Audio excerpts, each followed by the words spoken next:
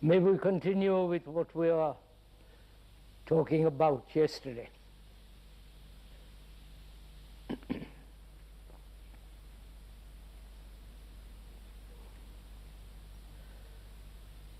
We were saying, weren't we, that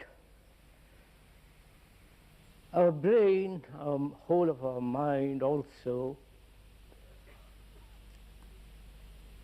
has lived through many, many experiences, many accidents, every form of experience, and has accumulated a great deal of knowledge.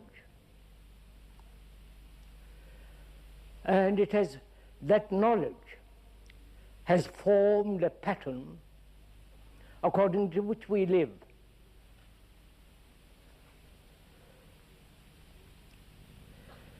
And that pattern has been created through time. Not only time necessary to learn a language, to learn any kind of technique, skill,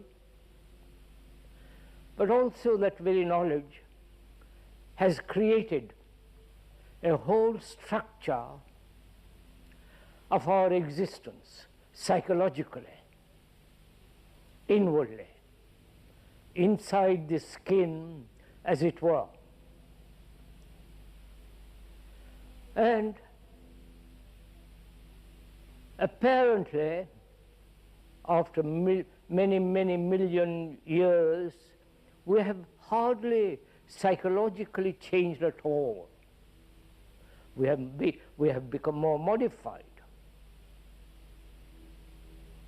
more cunning, capable of arguing intelligently or semi-intelligently. And this pattern, which has been created through time, and that pattern, unless it is completely broken, as we went into it yesterday, we will not be able to create a new society. The society in which we live, with its wars, immorality, with its violence, terror, with its constant uncertainty, has been created by human beings. Whether we live here, in the Far East or Near East, it has been structured, put together by human beings. And unless the human beings psychologically, radically, profoundly change, society cannot be changed. They have experimented, as the communists have done, changed the environment, hoping thereby to change man. Of course, it never can be done. Man overcomes the environment, and so on, so on, so on. So, if one is at all serious, concerned with the world events, with all the confusion and misery in which we all live,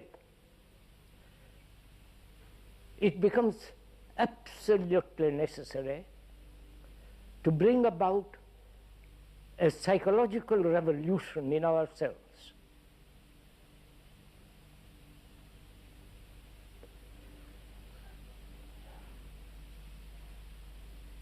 We said thought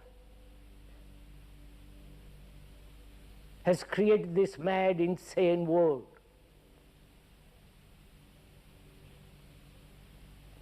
Thought thinks that it is rational, capable, in certain fields, in the technological, in the world of commerce, and so on.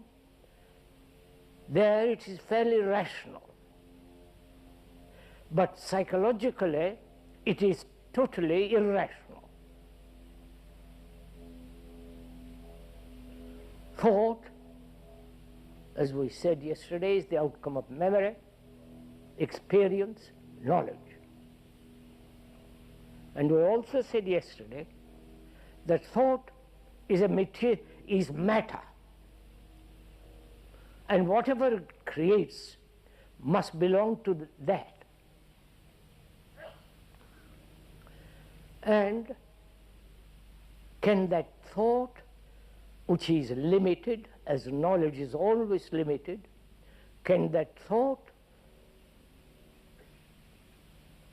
bring about a radical change in itself?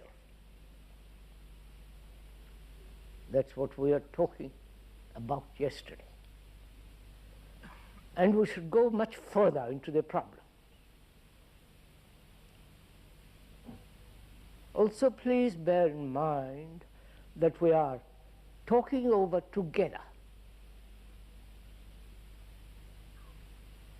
It's not the speaker talking and you listening, but rather both of us. You exercising our brain, our capacities, our intellect, if we are rational, think over this problem together. Which does not mean you accept what the speaker is saying, but rather, together, you and he go into the matter. You know, it's an extraordinary thing. In the Eastern religions, doubt is encouraged. To doubt. In the Western world, religious world, doubt is substituted, faith is substituted for doubt. You understand what I'm saying? So, our minds are rather more inclined to accept rather than to examine. Our brains refuses to see something new because it's caught in the same old pattern. And we are going to examine that pattern. Because we are not advocating any faith, on the contrary. We're not saying that you must believe or not believe. We're not doing any kind of propaganda, which is all too silly in these matters. So we're going together examine the whole issue that's involved in our human existence. If I may suggest, please don't take notes. One can't pay attention while you're taking notes. Sorry. And please don't take photographs or tape records and all that kind of thing, because it disturbs others. So kindly refrain from doing all that kind of thing. I hope you don't mind. It's not a matter of copyright or anything of that kind. It's merely for the convenience and the distraction that takes place when you're taking photographs and so on. What we are trying to do together is to examine what is going on now, not only in the world, but also in ourselves, as we did last few talks. So we're asking whether this pattern of existence in which the brain has established itself seeking security, because there's a primary need for the brain. to be completely secure. Whether that security is in an illusion or in some fanciful idea or some romantic concept or is in an image, spiritual, religious, and all that kind of thing, or the image that you have about your wife or your husband or your boyfriend, girlfriend, and all that business. So the brain is always trying to find security, because it's only there then that it can function somewhat skillfully. This pattern has been put together by desire, first by thought, by desire, through attachment, through greed, and though it is caught in fear, it seems incapable of escaping from that, or overcoming that, or being free from it. If you will kindly examine these three things together, that is desire, though we examined together yesterday and the previous talks the whole movement of thought, desire, greed, attachment, fear. That's the pattern in which we are caught.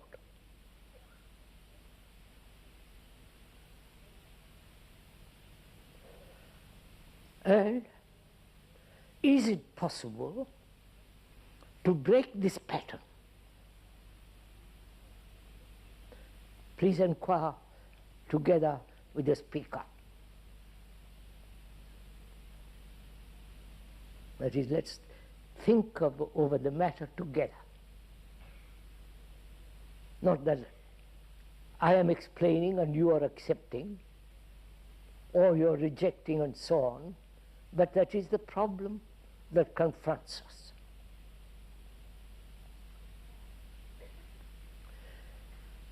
Desire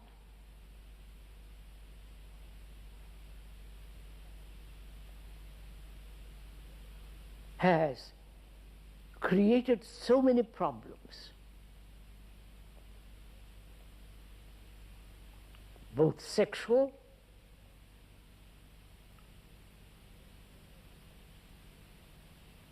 various forms of objects towards desire drives,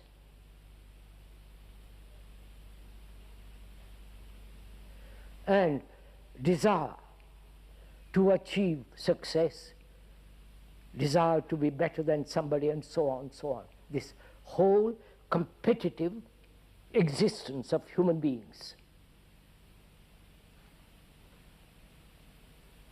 Perhaps competition is destroying the world. Superpowers and so on. The importance given to success, to fulfillment, to achievement, and so on. So we have to examine together the nature of desire. We are not saying you must suppress or fulfill desire or evade or overcome, but we are examining the whole momentum, the movement of desire. We're following each other?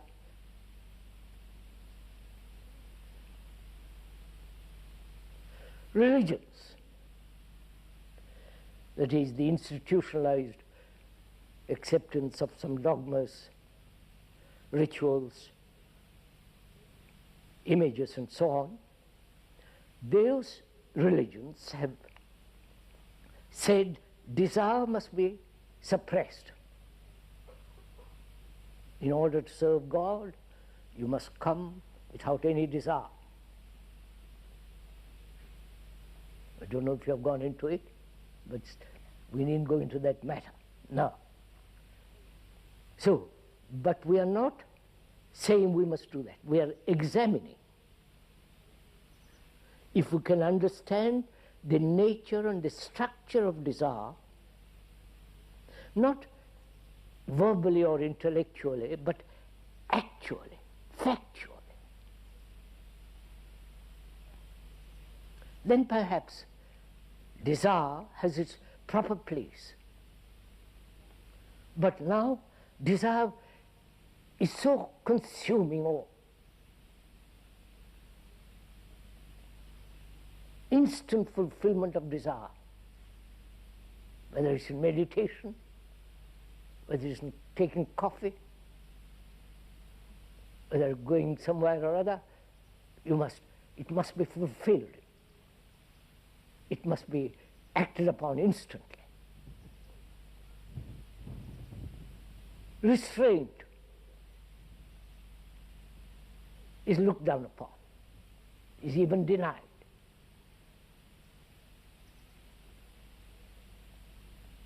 But we are saying, before we do anything about desire, whether it's right or wrong, whether it's noble or ignoble, whether it has proper place in society and so on, we must understand the nature of it.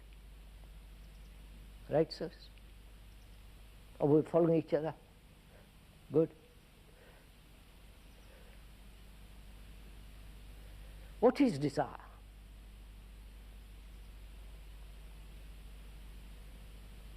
What is the root of it? Not merely the objects of desire, which vary according to our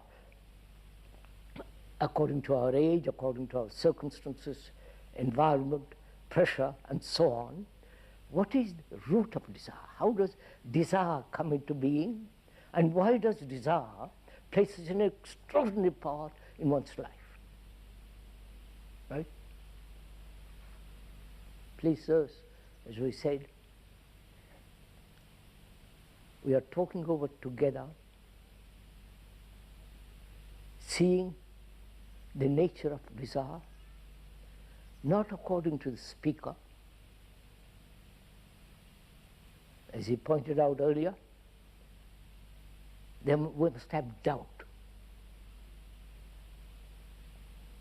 Doubt is a very cleansing thing.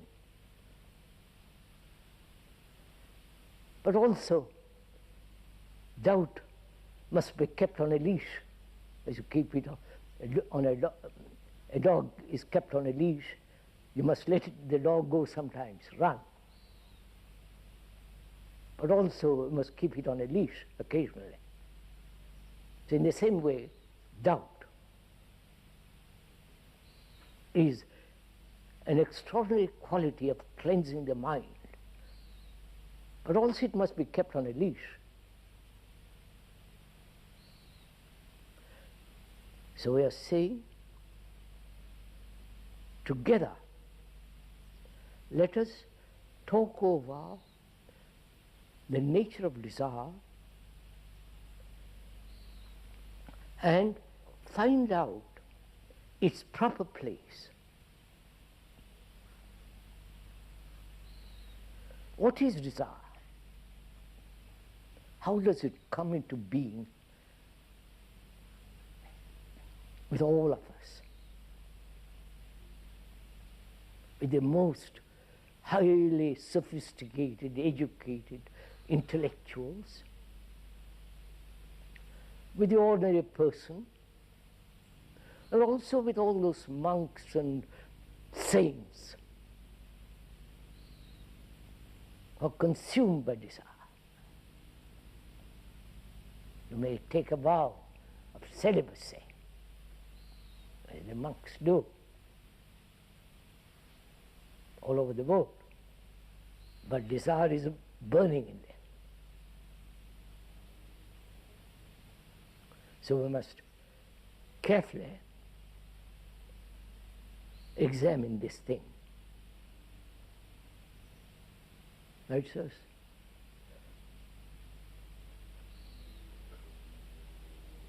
How do you approach this problem?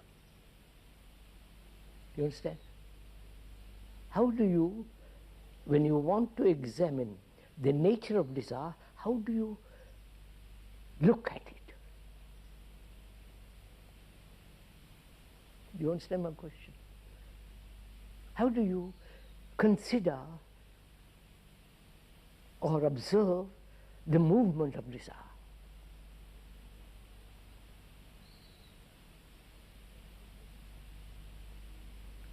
If you are conditioned, your approach will naturally be partial. If you are enormously consumed by desire, then it will also be very limited. But to examine the nature of it, one must have somewhat of free mind. Right, sir? So let's do it together.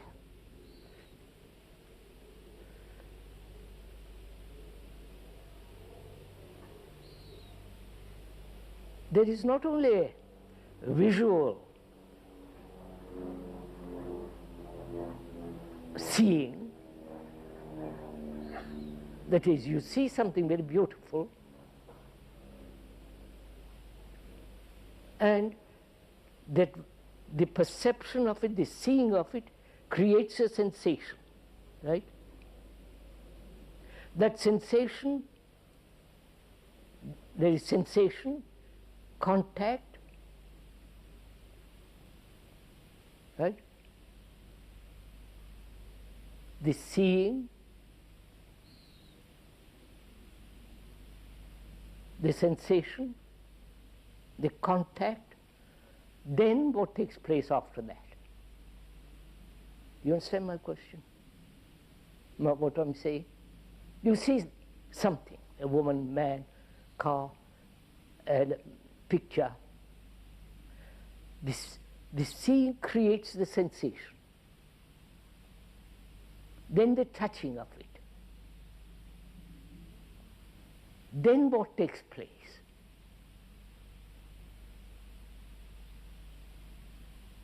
You're following this?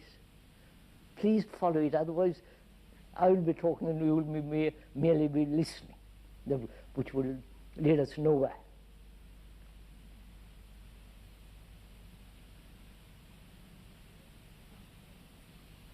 So where does desire begin? Seeing, contact, sensation. Then thought creates the image,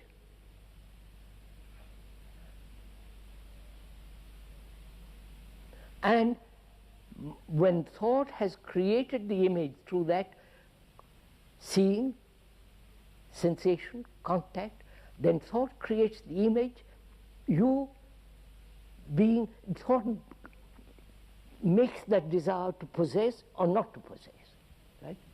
I wonder if you're following this. You see a shirt in the, or a suit or a dress, a car, or a beautiful woman or man, whatever it is. There is the sensation, contact,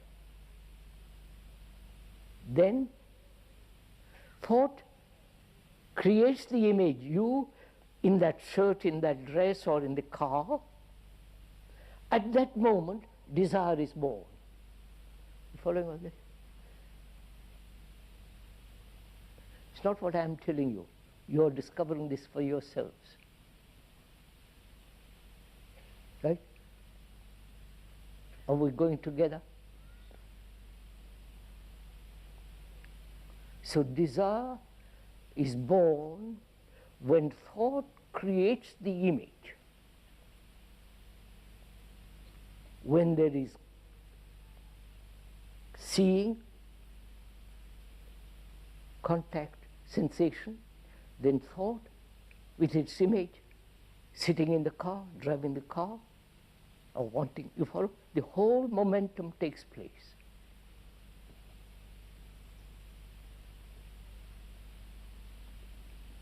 Then arises the question, if you're interested in it, is it possible to see something, the sensation is natural, the contact is natural, but to see when thought arises with its image, desire creates all kinds of complications. Right? I wonder if you're following all this.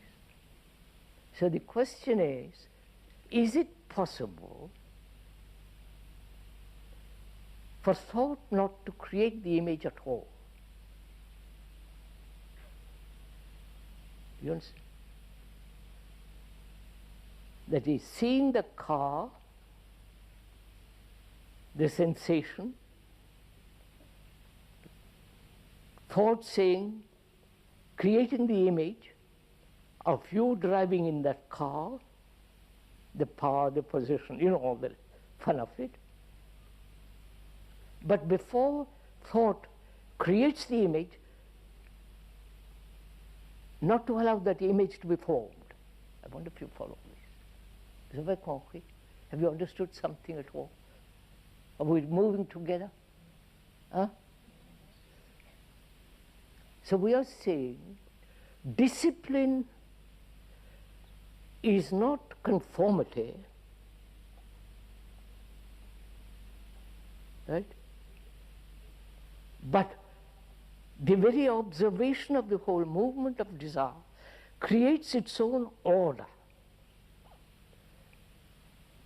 Following on. You do it now as you're sitting there. What's your desire? You must have desire for something, even for heaven, for illumination, for beauty, for goodness, whatever it is. Observe how this desire comes into being.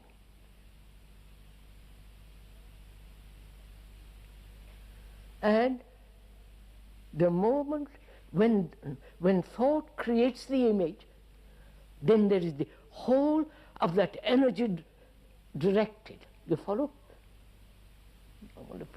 Are you capturing something?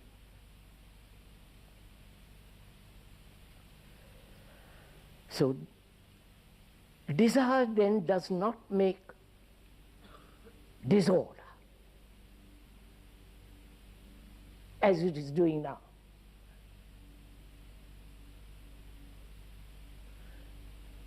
That is, then, in the understanding of the nature of desire, that very understanding is order, in which there is no suppression, no conformity, no conflict. Have you understood any of this? Well, sir, have some of you understood? Not understood. See how the desire works for yourself. Then you will see that every form of controlling desire, suppressing desire, overcoming desire, ends.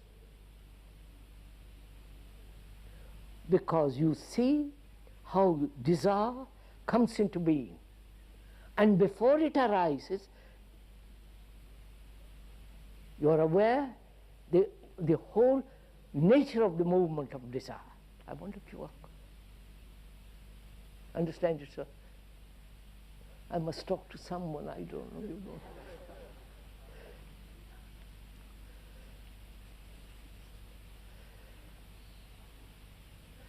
So greed is form of desire.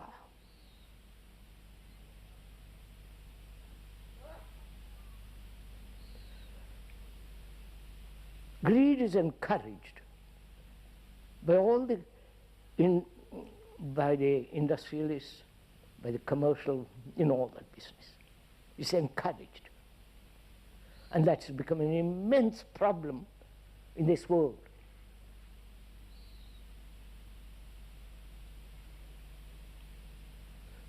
Materialism is part of this greed. Then from that you can move to the question of attachment.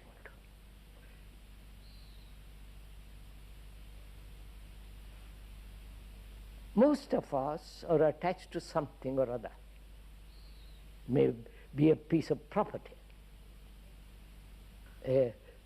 old furniture, or a picture, or an idea, or a belief, or an experience.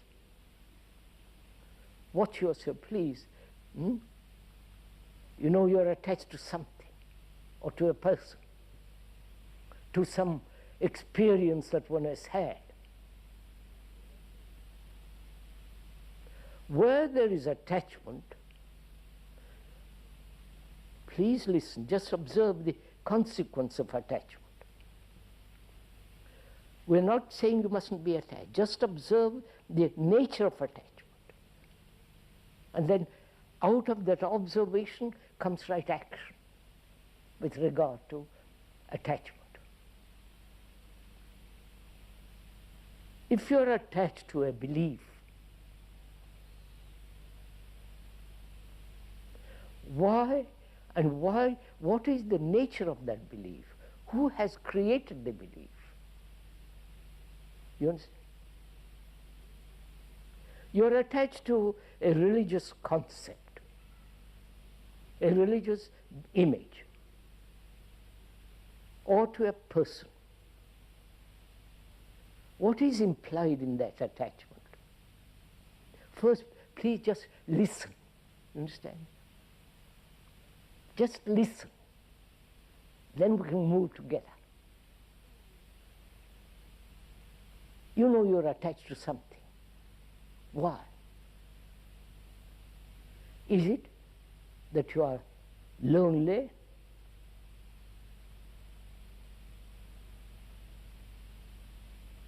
Is it by being attached to something you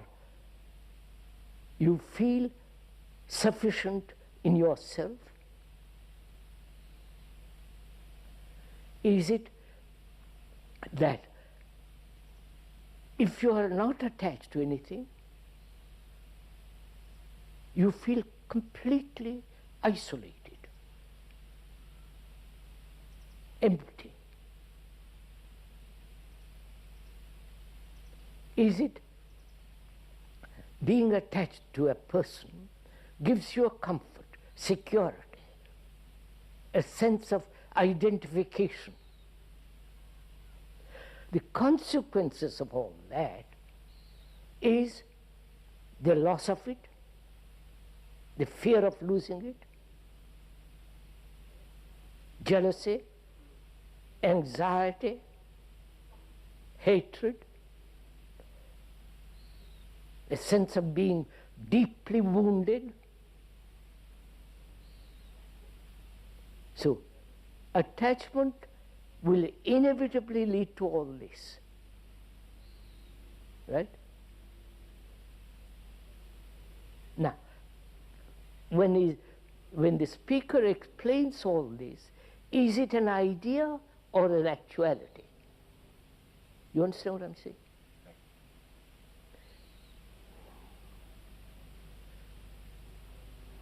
Have you formed an idea of attachment, or you actually see for yourself that you are attached, and see for yourself the consequences of it?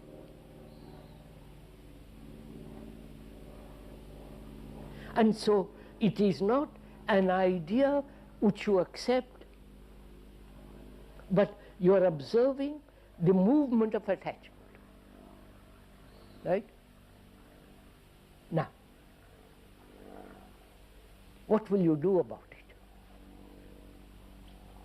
You understand my question? What is, when you have observed the nature of attachment, how thought creates the image about a person and is attached to that image, right? And to the person. The image is far more important than the person. I wonder if you're following all this. So, can attachment, with all that consequences, which brings great conflict, misery, confusion, antagonism, can all that end?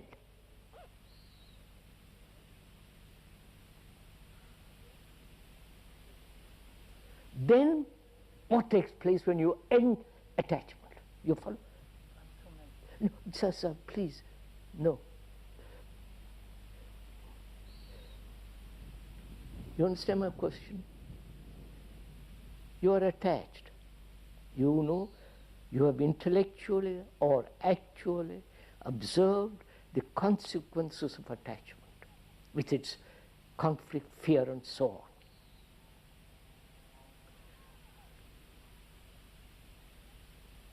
Is it an action of will to say, I will end attachment? Or you have an insight into attachment.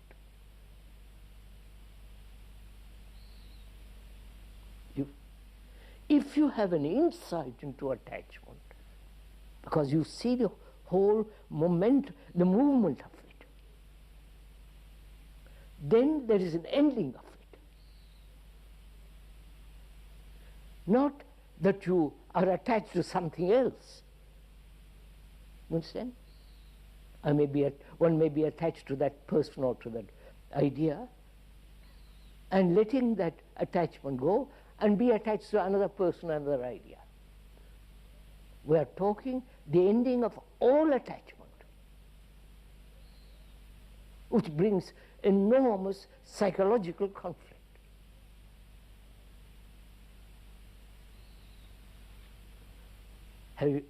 Have you the insight into it? And therefore, end it.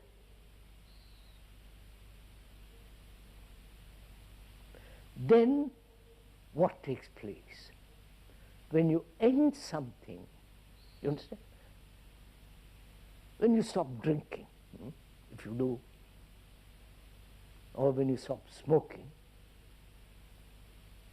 or any of those things, both physically and psychologically, what happens?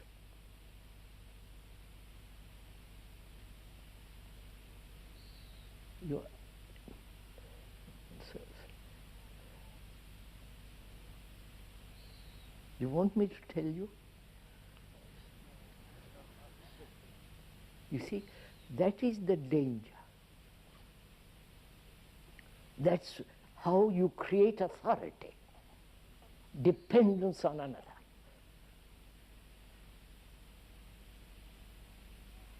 Whereas if you discover for yourself, when you end an attachment completely, what is the state of the mind that has been caught in the pattern and in the movement of that attachment? What happens to the mind?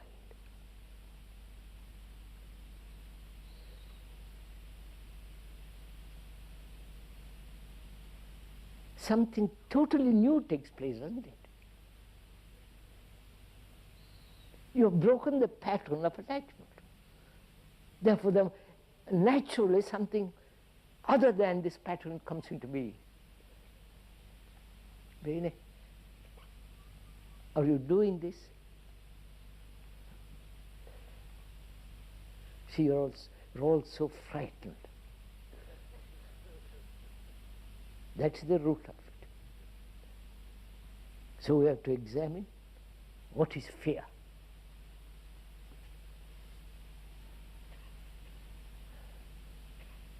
You're interested in all this? Yes? Not casual, sitting under the trees in a lovely morning and looking at the leaves, the light on the leaves and so on, enjoying it, and those mountains behind.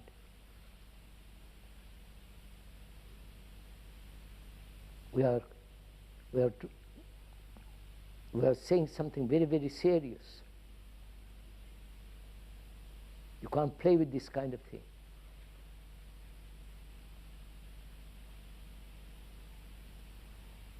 Because it will radically transform your way of living.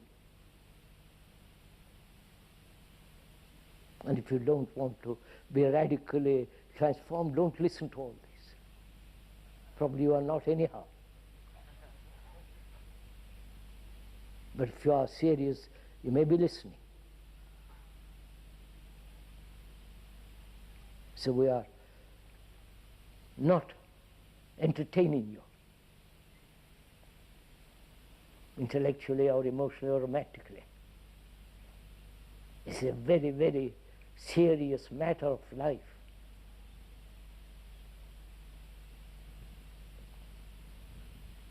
So we've said desire, greed, attachment. This is part of our life. Daily struggling, conflict, occasionally happy life. And we're now, let us examine together, and I mean together, what is fear? Why we are so frightened?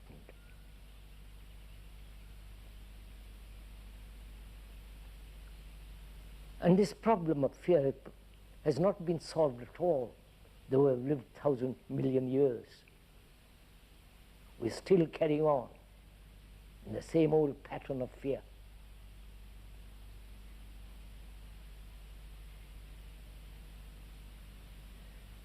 So what is fear?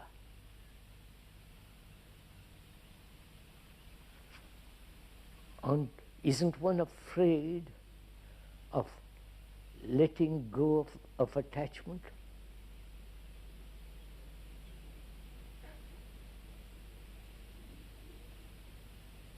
Whether the attachment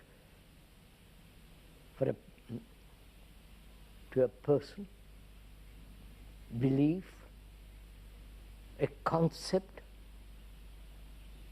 The communists have created a concept. And if you talk to a communist, card-carrying communist,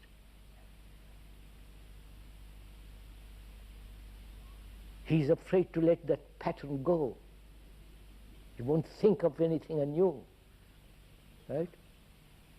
Or talk to a very practicing Catholic or a Protestant or any Hindu Buddhist, it's the same thing.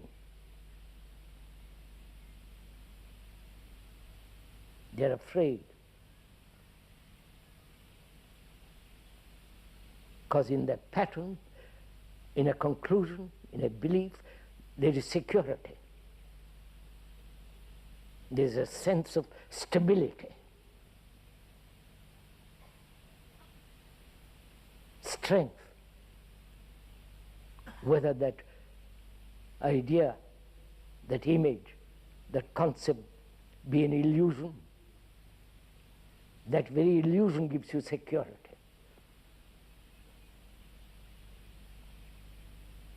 In attachment, there is a certain sense of well-being, safe. Right, sirs? We are not analyzing. We are merely observing the movement of fear, which is totally different from analysis. I know there are a great many analysts here. They think I don't understand, I'm a bit peculiar on this matter. rather conditioned, peculiar, rather crazy. I've met many of them, I know them. So we are not analyzing. I want to make this perfectly clear.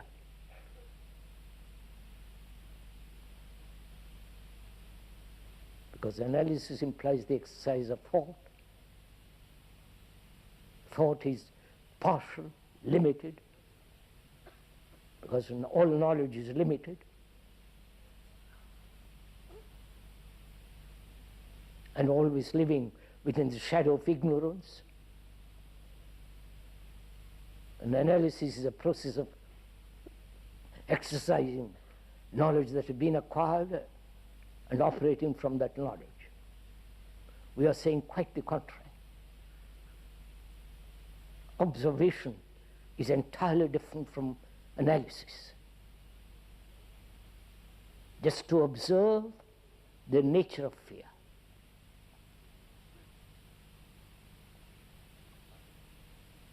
So it becomes very important to understand what is observation. Observation which is not, let me repeat it 1,000 times, not analysis.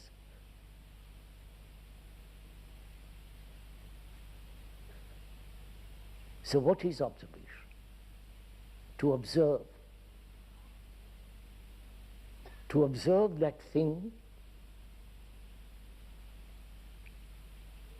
without naming that thing.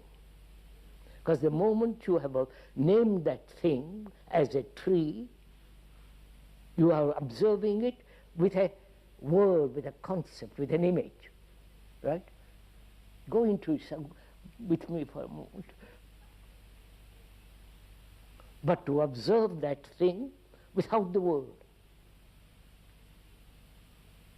if you can do it, and that's comparatively easy. But to observe psychologically your reactions, all that goes on inwardly, just to observe it, without saying it's good or bad, this is hate, this is wrong, this is right, without any movement of thought, just to observe. Right? So we are observing the reaction which we call fear.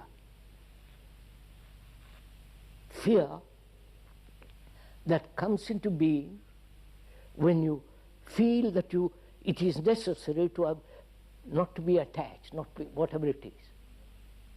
Then the immediate reaction is fear. Because in attachment you have found security, safety, sense of protection. And when, with the ending of that, there is the quivering of what is going to happen. Can I tell my wife or my husband or boy, whatever it is, I'm not attached? What will she do or he do? You understand what I'm saying?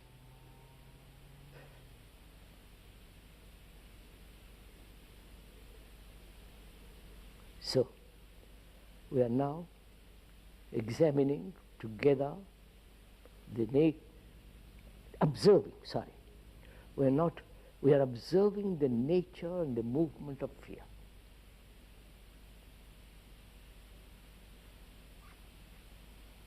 That means your mind is free from all analytical conditioning. Right? Is it free? Or you hold that back, the analytical process, and you say, well, I'll examine, I will observe without analysis. That can't be done. That's only playing games. To observe, the whole sense of analytical conditioning must end. Otherwise you cannot observe properly, accurately.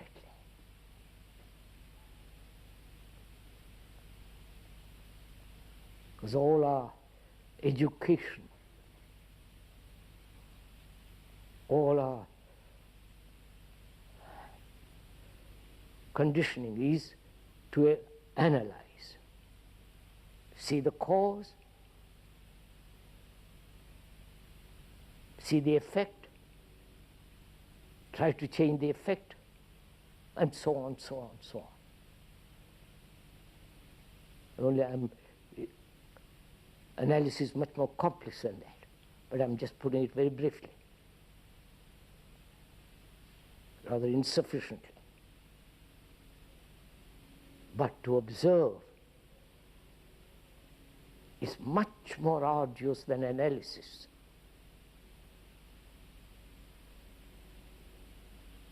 To observe your wife or your husband or your boy or whatever it is, without the image that you have created about that person.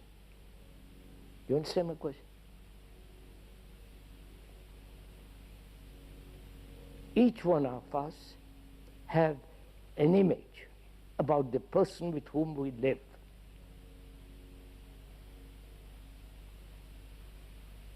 And that in that image there is security. But that image is not the actual person.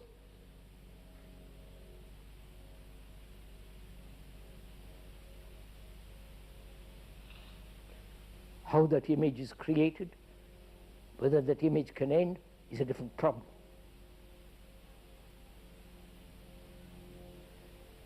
Which is, that image is created by thought, by constant interaction,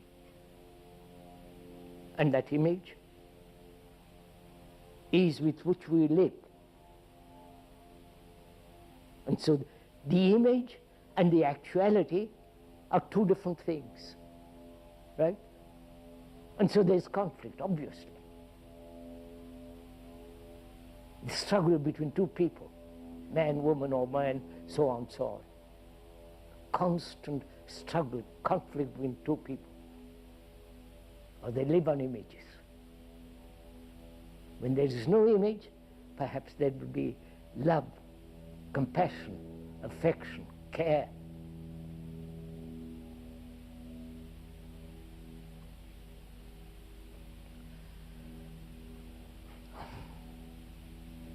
So,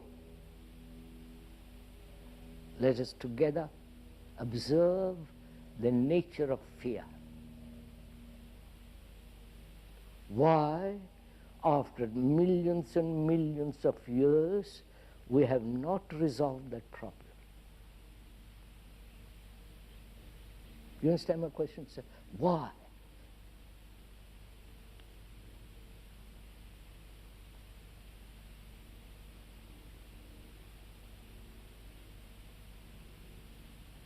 We have resolved many problems outwardly in the world, in the environment, and so on.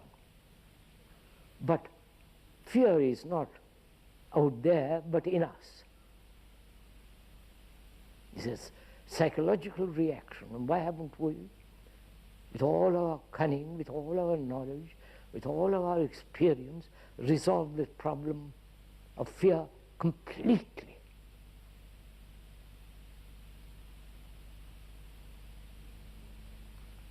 Is it we have never looked at ourselves, but always relied on others to tell us what we are? You understand what I mean? We have never looked at ourselves, actually what we are. Not according to the philosophers, psychologists, and the experts, because they themselves have never looked at themselves. They have ideas about themselves.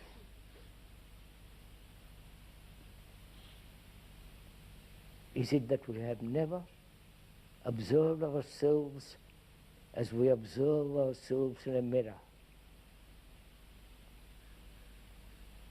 The mirror, if it is clean mirror, then it doesn't distort. It shows exactly what you are, what your face is like.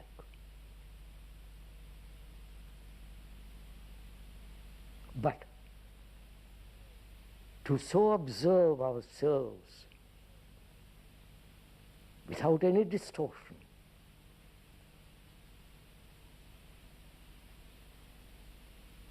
demands that you look without any motive, without any desire, without any pressure, just to watch, just to observe.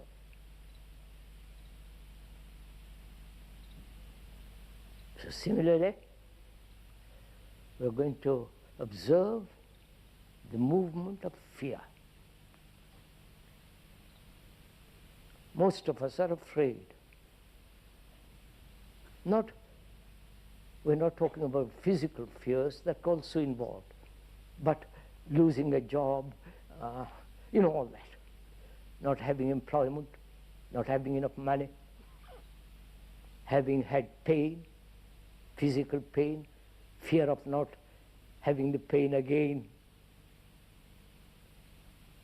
So there are all the physical fears.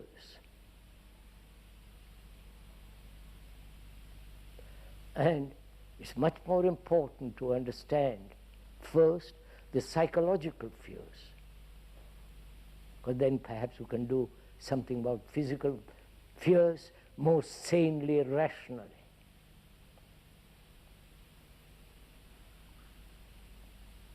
Right? May we proceed? We are doing it together. You're not listening to me. We are together observing this extraordinary thing called fear, which man has carried for 1,000,000 years. And the speaker says it can be ended completely psychologically, all fear. If you have the capacity to observe this fear, not direct it, not say I mustn't have it or I must have it, I must, all that. What is fear? Is fear time?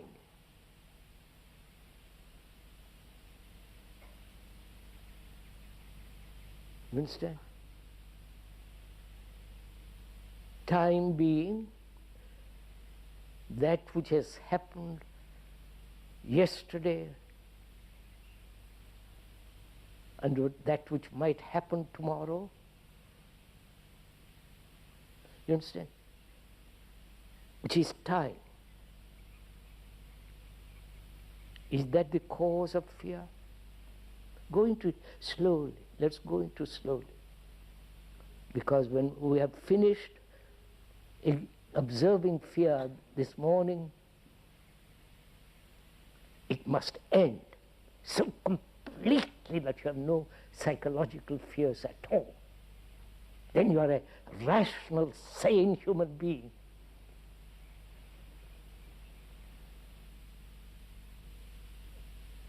Is fear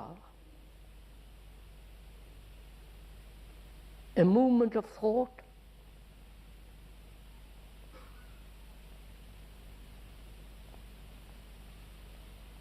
You understand?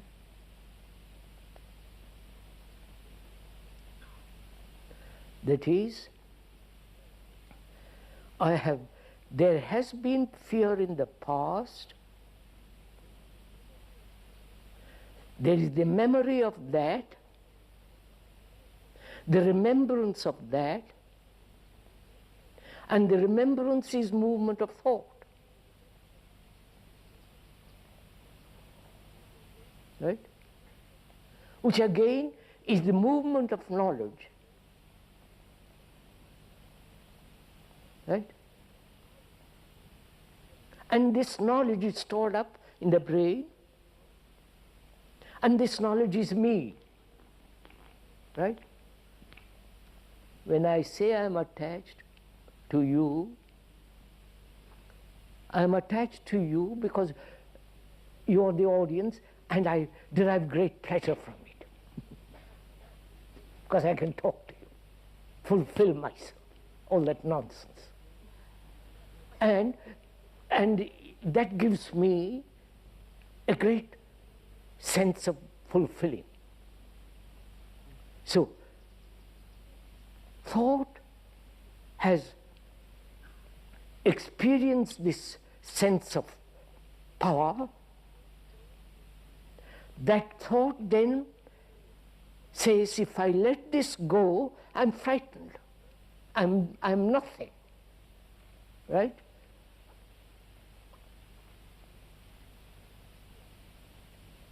So is fear the cause of me, I? Go into it, sirs. This is a very serious thing we are saying. As long as there is this central entity with its self-centered activity, which is desire, attachment, greed, you will always have fear. Right?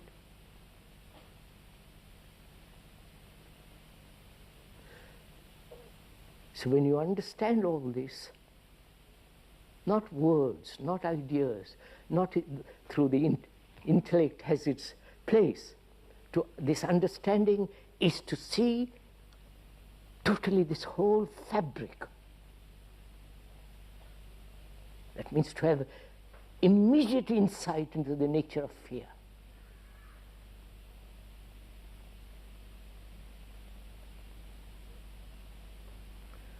Then perhaps only there will be love.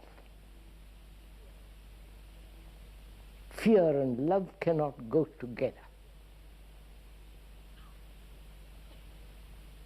See what we have done? We know that very well, consciously, or even unconsciously we know that. But as we haven't resolved that problem between human beings, we say, well, let's love God. You understand, sirs?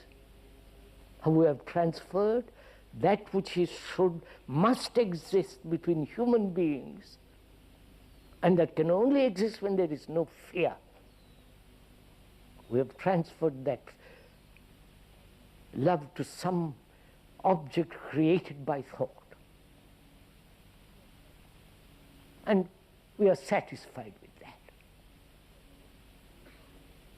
Because it's very convenient that we can keep ourselves individual, self-centered, anxious, frightened, greedy, attached,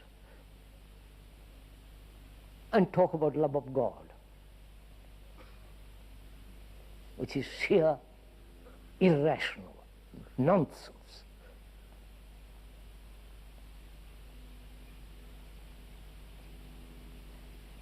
So,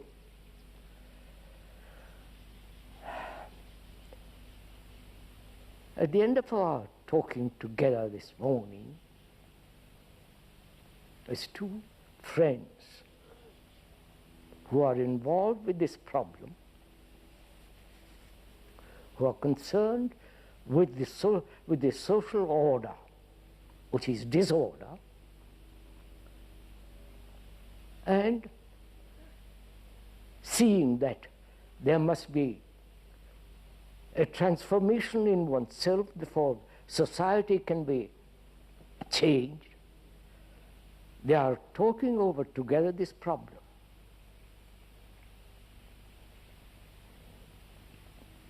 Of desire,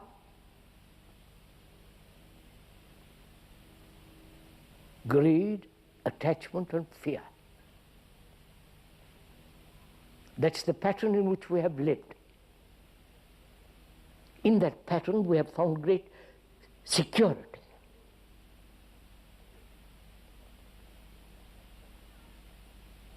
And that pattern has, in that pattern there is fear.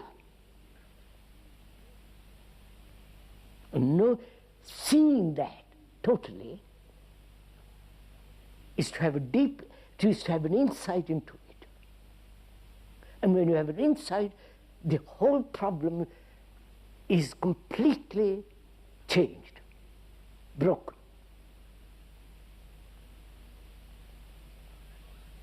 Can we say that to ourselves honestly? That we have broken this pattern of fear. When you walk out of this place, to know, to be free of this thing.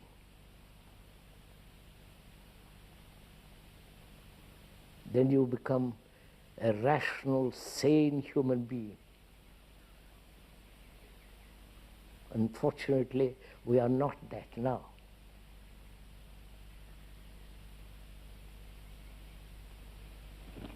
What time is it, sir? 20 to 1. Sorry to keep you so long.